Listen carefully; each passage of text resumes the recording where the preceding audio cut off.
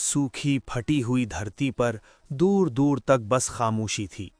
न हवा में नमी थी, न आसमान में बादल।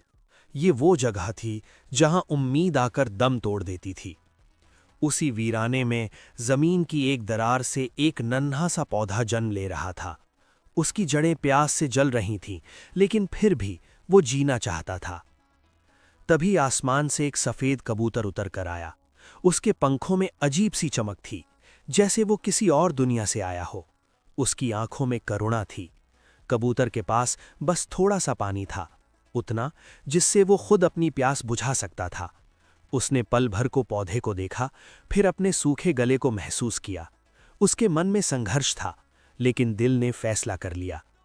कबूतर ने धीरे धीरे पानी पौधे की जड़ों में डाल दिया। पानी जमीन में उतरते ही नीली रोशनी फैल गई।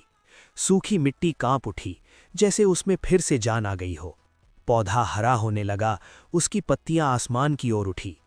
कबूतर ये सब देख मुस्कुराया, लेकिन उसकी सांसें भारी हो गईं। प्यास ने उसे कमजोर कर दिया था। फिर भी उसने पीछे मुड़कर नहीं देखा। पौधा अब सिर्फ पौधा नहीं रहा था, वो उम्मीद बन चुका था। कुछ ही पलों में उसकी जड़ें गहराई तक फैल गईं और जमीन से छोटे छोटे जलकण बाहर आने लगे। अचानक आसमान बदलने लगा, बादल गरजे और पहली बूंद धरती पर गिरी। वर्षों बाद उस रेगिस्तान ने बारिश को महसूस किया। मिट्टी की खुशबू फैल गई, चारों ओर हरियाली जन्म लेने लगी। कबूतर थककर उसी पौधे के पास बैठ गया। उसके पंख गीले थे, आंखें धीरे धीरे बंद हो रही थीं। उसने अपने सामने जीवन को फलते फूलते देखा और संतोष से मुस्कुरा दिया।